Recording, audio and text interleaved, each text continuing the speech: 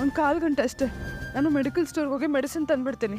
ಹಾಂ, ಅಲ್ಲಿವರೆಗೂ ನೀನು ಸ್ವಲ್ಪ ಮನ್ಸು ಗಟ್ಟಿ ಮಾಡ್ಕೊ, ನೋವು ತಡ್ಕೊ ಆಯ್ತಾ? ನಾನು ಇದೀನಿ ನಿನ್ನ ಜೊತೆ. ಹಾಂ ಗುಂಡ, ನಿಂಗೇನು ಆಗಲ್ಲ ಗುಂಡ, ನಾನು ಇವಾಗಲೇ ಬಂದುಬಿಡ್ತೀನಿ.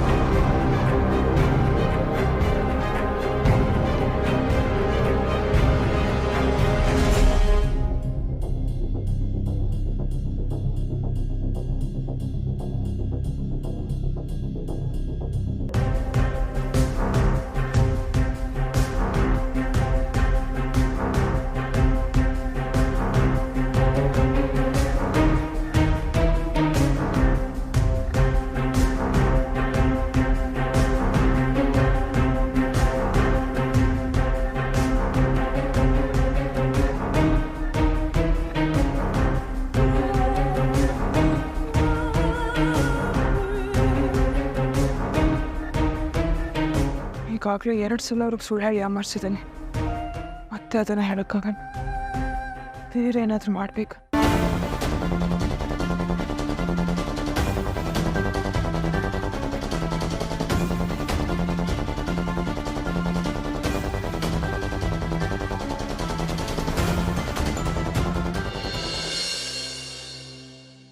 ಸರಿ ಅರ್ಚಕ್ರೆ, ಹೌದಾ? ಸರಿ, ನಾಳೆನೇ ಹೋಗ್ತೀವಿ. ಆಯ್ತಾಯ್ತು. ರೀ ರೀ ಬಂದೆ. ಬನ್ನಿ. ಏನ್ ಜಾ? ಅರ್ಚಕರು ಫೋನ್ ಮಾಡಿದ್ರು. ವಿಕ್ರಮ್ ಜಾತಕದಲ್ಲಿ ದೋಷ ಇದೆಯಂತೆ. ಮದುವೆ ಒಳಗೆ ಪರಿಹಾರ ಮಾಡಿಸದೆ ಹೋದ್ರೆ 108 ವಿಘ್ನಗಳು ಬರ್ಬೋದು ಅಂತ ಹೇಳಿದ್ದಾರೆ. ನಾಳೆ ಬೆಳಗ್ಗೆ ಈಶ್ವರನ್ ದೇವಸ್ಥಾನಕ್ಕೆ ಹೋಗಿ ದೋಷ ಪರಿಹಾರ ಪೂಜೆ ಮಾಡಿಸ್ಕೊಂಡ್ ಬರೋಣವಾ? ನೀವು ಹೋಗಿ ಬೇಗ ಮಲ್ಕೊಳ್ಳಿ. ನಾಳೆ ಅಷ್ಟೊತ್ತಿಗೆ ದೇವಸ್ಥಾನಕ್ಕೆ ಹೋಗ್ಬೇಕು. ಹೋಗಿ.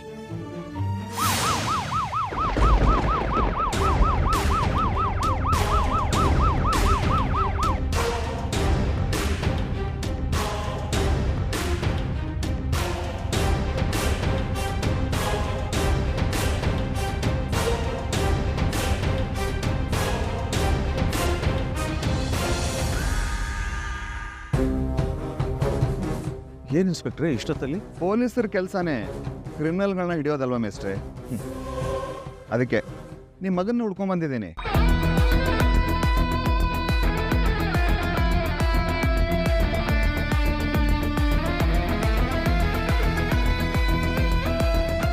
ಅಲ್ಲ ಸರ್, ನನ್ನ ತಮ್ಮ ಏನು ಮಾಡ್ದ ಅಂಥದ್ದು? ಆ MLA ರಾಜಶೇಖರಪ್ಪನವ್ರನ್ನ ಪಬ್ಲಿಕಲ್ಲಿ ಹೊಡೆದಿದ್ದಾನೆ.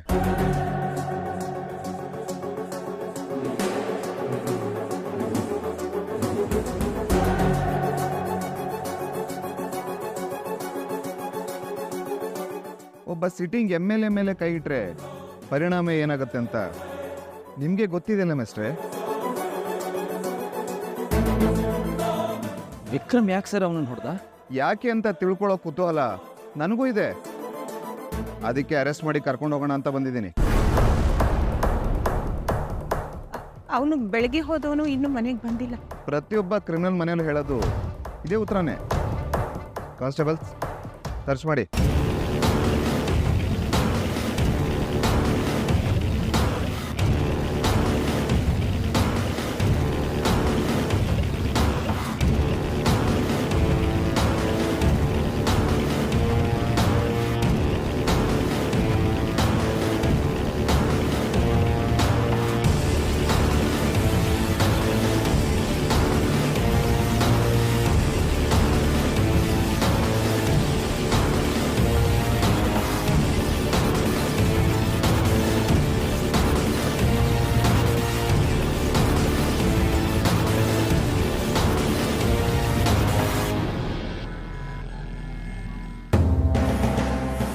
ಸರ್ ಎಲ್ಲೂ ಇಲ್ಲ ಸರ್. ಸರ್ ನಾವು ಹೇಳಿದ್ವಲ್ಲ ಸರ್ ಅವ್ನು ಬಂದಿಲ್ಲ ಅಂತ. ಸರಿ, ಈಗ ಎಲ್ಲಿದ್ದಾನೆ ಅವನು? ನಮಗೆ ಗೊತ್ತಿಲ್ಲ ಸರ್. ಫೋನ್ ಮಾಡಿಲ್ವ ಅವನು ನಿನಗೆ? ಇಲ್ಲ ಸರ್. ಸುಳ್ಳು ಹೇಳ್ಬೇಡಿ. ಅಲ್ಲ ಸರ್, ನಾವ್ಯಾಕೆ ಸುಳ್ಳು ಹೇಳೋಣ? ಬೇಕಿದ್ರೆ ನಮ್ಮ ಕಾಲ್ ರೆಕಾರ್ಡ್ಸ್ ಚೆಕ್ ಮಾಡಿ, ಗೊತ್ತಾಗುತ್ತೆ ನಿಮಗೆ. ನಿಮ್ಮ ಈ ಬುದ್ಧಿವಂತಿಕೆ ಮಾತು ಕೇಳಿದ್ರೇ ನನಗೆ ಅನುಮಾನ ಹೆಚ್ಚಾಗ್ತಿದೆ. ನೋಡಿ, ಇದು ತುಂಬ ದೊಡ್ಡ ಇಶ್ಯೂ. ಆ ರಾಜಶೇಖರಪ್ಪನ ಬಗ್ಗೆ ನಿಮಗೆ ಚೆನ್ನಾಗಿ ಗೊತ್ತಿದೆ.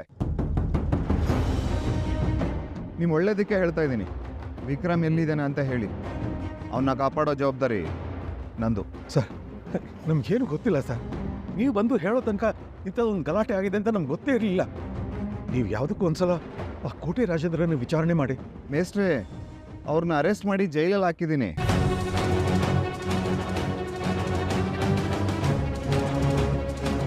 ಮೇಸ್ಟ್ರೇ, ವಿಷಯ ತುಂಬ ಹೈ ಲೆವೆಲ್ವರೆಗೂ ರೀಚ್ ಆಗಿದೆ. ತಪ್ಪಿಸ್ತೀವಿ ಅನ್ನೋ ಹೆಸರಲ್ಲಿ ಯಾವ ವ್ಯರ್ಥ ಪ್ರಯತ್ನವೂ ಮಾಡಬೇಡಿ. ಆಮೇಲೆ ನಿಮ್ಮ ಮೇಲೆ ಎಲ್ಲರ ಮೇಲೂ ನಾನು ಆ್ಯಕ್ಷನ್ ತಗೋಬೇಕಾಗತ್ತೆ. ಅವನ ಬಗ್ಗೆ ಸುಳಿವು ಸಿಕ್ಕ ತಕ್ಷಣ ನನಗೆ ತಿಳಿಸ್ಬೇಕು. ತಿಳಿಸೋದೇನು ಸರ್? ಅವ್ನು ಸಿಕ್ಕಿದ್ರೆ ನೇರವಾಗಿ ಕರ್ಕೊಂಡ್ಬಂದು ನಿಮ್ಮ ಮುಂದೆ ನಿಲ್ಲಿಸ್ತೀನಿ. ದಯವಿಟ್ಟು ನಾನು ನಂಬಿ ಸರ್. ಆಯಿತು ಮೇಸ್ಟ್ರೇ, ನಿಮಗೆ ಕೊನೆಯದಾಗಿ ಒಂದು ಎಚ್ಚರಿಕೆ ಕೊಡ್ತೀನಿ. ಯಾವುದೇ ಕಾರಣಕ್ಕೂ ಅತಿ ಬುದ್ಧಿವಂತಿಕೆ ತೋರಿಸ್ಬೇಡಿ, ಒಳ್ಳೆಯದಲ್ಲ. ಕಾನ್ಸ್ಟೇಬಲ್ಸ್ ಮನೆ.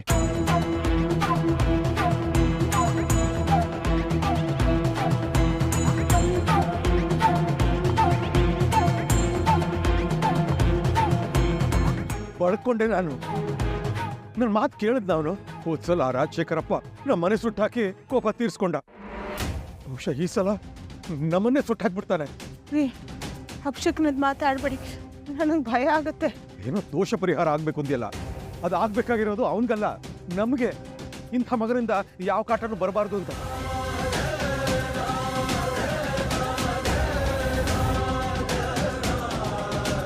ಯಾಕೆ ಹುಡುಗ ಹೀಗೆ ಮಾಡ್ಕೋತಾ ಇದ್ದಾನೆ? ಅವ್ನು ಸರಿ ಹೋಗ್ಲಿ ಅಂತ ನಾವು ನಾನಾ ಪ್ರಯತ್ನ ಪಡ್ತಾ ಇದ್ದೀವಿ, ಅರ್ಥನೇ ಮಾಡ್ಕೊಳ್ಳಲ್ಲ. ಪೊಲೀಸ್ನವ್ರು ಮಾತಾಡ್ತಿರೋ ರೀತಿ ನೋಡಿದ್ರೆ ಅವ್ನಿಗೇನಾದ್ರೂ ಮಾಡಿಬಿಡ್ತಾರೆ ಅಂದ್ರೆ. ಅತ್ತೆ, ನೀವು ಹಾಗೆಲ್ಲ ಊಹೆ ಮಾಡ್ಕೋಬೇಡಿ. ನಮ್ಮ ವಿಕ್ರಮ್ಗೆ ಈಗೇನೂ ಆಗಲ್ಲ. ಹೇಗಾದರೂ ಮಾಡಿ ತಪ್ಪಿಸ್ಕೊಡ್ತಾನೆ, ನೀನು ಧೈರ್ಯವಾಗಿರು. ಅಲ್ಲ, ಅದೇನು ಸರಿನೇ. ಆದರೆ ಆ MLA ಸುತ್ತಿಗೆ ಮತ್ತೆ ಯಾಕೆ ಇವನು ಹೋದ? ಅವ್ನು ಎಲ್ಲಾದರೂ ಸಿಕ್ಕಿ ಇವನನ್ನು ಕೆನ್ಕದ್ನೇನೋ, ಯಾರಿಗೆ ಗೊತ್ತು ಶೈಲು. ವಿಕ್ರಮ್ ಎಲ್ಲಿದ್ದಾನೋ, ಏನು ಮಾಡ್ತಿದ್ದಾನೋ? ವಿಷ್ಣು, ಯಾವುದಕ್ಕೂ ಒಂದ್ಸಲ ಫೋನ್ ಮಾಡಿ ನೋಡು. ಸರಿ.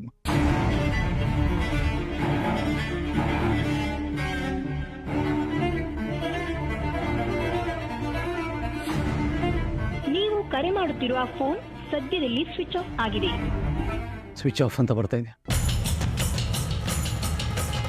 ಅಮ್ಮ, ಅವ್ನು ಫೋನ್ ಸ್ವಿಚ್ ಆಫ್ ಮಾಡ್ಕೊಂಡಿದ್ದಾನೆ ಅಂತಂದರೆ ಸುರಕ್ಷಿತವಾದ ಜಾಗದಲ್ಲೇ ಇದ್ದಾನೆ ಅವನು. ಹಾಗಂತೇನೋ? ಹೌದು ಅತ್ತೆ, ನೀವು ಗಾಬರಿ ಆಗಬೇಡಿ. ನಮ್ಮ ವಿಕ್ರಮ್ ಬಂದೇ ಬರ್ತಾನೆ. ಅತ್ತೆ, ನೀವು ಧೈರ್ಯವಾಗಿರಿ, ವಿಕ್ರಮ್ಗೇನೂ ಆಗಲ್ಲ.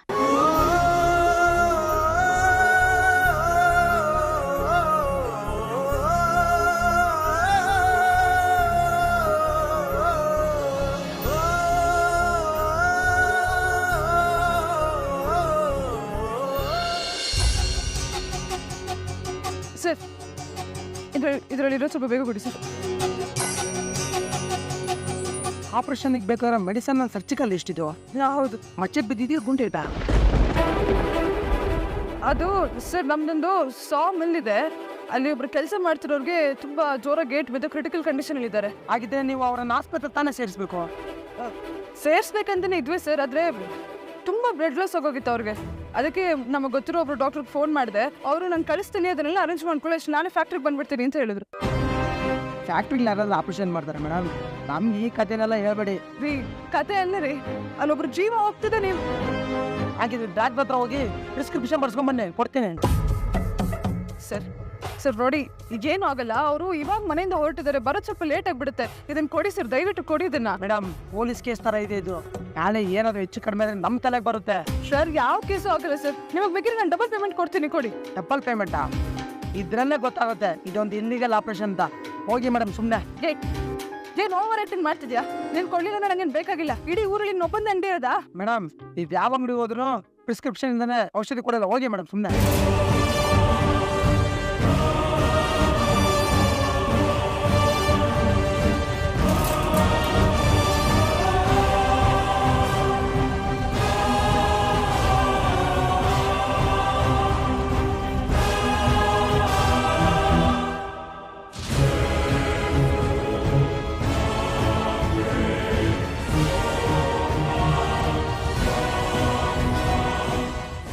ಎಕ್ಸ್ಕ್ಯೂಸ್ ಮೀ ಹಾಂ ಹೇಳಿ ಮೇಡಮ್. ಸರ್, ಇದು ಲೋಕಲ್ ಅನೆಸ್ಥೆಷಿಯಾ ಬರೆದಿದ್ದಾರೆ, ಸರ್ಜಿಕಲ್ ಇಕ್ವಿಪ್ಮೆಂಟ್ ಕೂಡ. ಏನಾದರೂ ಆಪ್ರೇಷನಾ ಮೇಡಮ್? ಅದು ನಮ್ಮ ಮನೇನೆ ಒಬ್ರು ಕಬ್ಬಿಣದ ಚೂರು ತಾಕಿಸ್ಕೊಂಡು ಕಾಲು ಸ್ವಲ್ಪ ಹರ್ಕೊಬಿಟ್ಟಿದ್ದಾರೆ. ಅದಕ್ಕೆ ನನ್ನ ಪರಿಚಯ ಒಬ್ಬರು ಡಾಕ್ಟರ್ ನನ್ನ ಕ್ಲಿನಿಕ್ಗೆ ಬರ್ತೀನಿ ಅಷ್ಟೆಲ್ಲ ಅರೇಂಜ್ ಮಾಡಿ ಇಟ್ಕೊಡಿ ಅಂತ ಹೇಳಿದ್ರು. ಅದಕ್ಕೆ ಬಂದೆ ಸರ್. ಸ್ವಲ್ಪ ಬೇಗ ಕೊಡಿ, ಬ್ಲಡ್ ತುಂಬ ಲಾಸ್ ಆಗ್ಬಿಟ್ಟಿದೆ. ಮೇಡಮ್ ಪ್ರಿಸ್ಕ್ರಿಪ್ಷನ್ ಇಲ್ಲದೆ ನಾವು ಕೊಡಲ್ಲ, ಕೊಡಲೂಬಾರ್ದು. ಸರ್, ಡಾಕ್ಟರ್ ಹೇಳ್ದೆ ನಾನು ಏನಕ್ಕೆ ಇದೆಲ್ಲ ಕೇಳಿ? ನನ್ನ ಗಾಡಿ ಹೆಂಗೆ ಬರ್ಬೇಕು ಹೇಳಿ? ಕೊಡಿ ಸರ್ ಸ್ವಲ್ಪ. ಸಾರಿ ಮೇಡಮ್, ಕೊಡೋಕ್ಕಾಗಲ್ಲ ಮೇಡಮ್. ಲೀಗಲ್ ಆಗಿ ನಮ್ಗೆ ಇಶ್ಯೂಸ್ ಬರುತ್ತೆ. ಇವಾಗ ಏನು ಸರ್, ಅವ್ರು ಬರುತ್ತು ಫೋಟೋ ಕಳಿಸಿದ್ರೆ ಅದು ಓಕೆನಾ ನಿಮ್ಗೆ? ಯಾವಾಗ ಕೊಡ್ತೀರಾ? ಅವ್ರು ಲೆಟರ್ ಪ್ಯಾಡಲ್ಲೇ ಬರೀಬೇಕಾಗತ್ತೆ ಮೇಡಮ್. ನೀವು ಮೊಬೈಲಲ್ಲಿ ತರಿಸ್ಕೊಟ್ರೂ ನಾವು ಅದರದೊಂದು ಫೋಟೋ ತಗೊಂಡೆ ನಿಮಗೆ ಮೆಡಿಸಿನ್ ಕೊಡೋದು. ಓಕೆ ಸರ್, ಏನು ಪ್ರಾಬ್ಲಮ್ ಇಲ್ಲ. ನಾನು ಡಾಕ್ಟರ್ ಹತ್ರ ಮಾತಾಡಿ ತರಿಸ್ಕೊಡ್ತೀನಿ. ನೀವು ಅಷ್ಟೆಲ್ಲನೂ ಅರೇಂಜ್ ಮಾಡಿ. ಸರಿ ಮೇಡಮ್.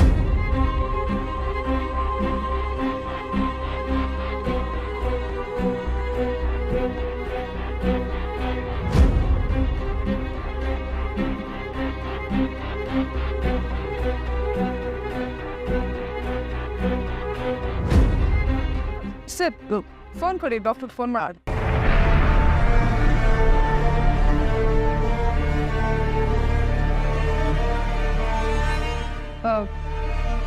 ಡಾಕ್ಟರ್ ಡ್ರೈವ್ ಮಾಡ್ತಿದ್ದಾರೆ ಅನ್ಸುತ್ತೆ, ಅದಕ್ಕೆ ಪಾಪ ಫೋನ್ ರಿಸೀವ್ ಮಾಡ್ತಿಲ್ಲ.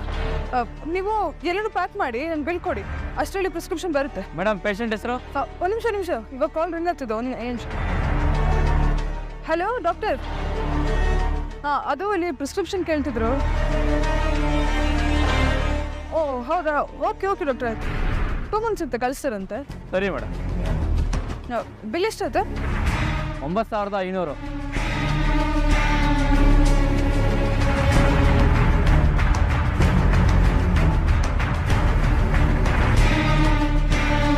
ಅದು ನಂಗೆ ಸ್ವಲ್ಪ ತಲೆನೋವು ಮಾತ್ರ ಕೊಡಿ.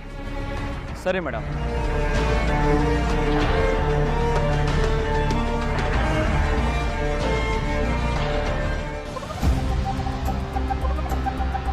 ಓ ಮೇಡಮ್, ಹಲೋ ಮೇಡಮ್, ಹಲೋ ನಿಂತ್ಕೊಳ್ಳಿ.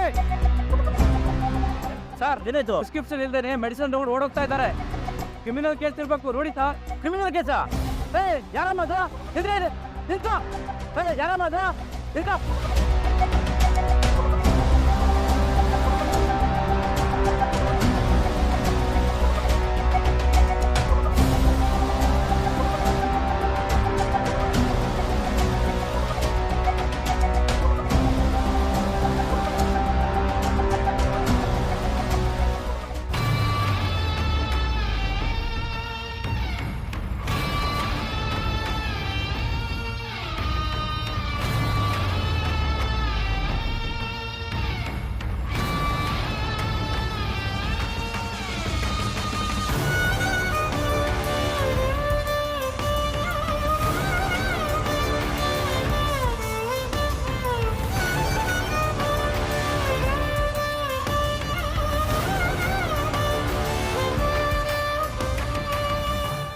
ರೀ, ಇದು ನೋಡೋ ತಂದೆ ಬಂದವಳು, ಅದೆಷ್ಟು ಬೇಕಾ ಅದು ಮೈಯಾಗ ಹೋದವರು. ಈ ಕಡೆ ನೋಡ್ರಿ, ನೋಡ್ರಿ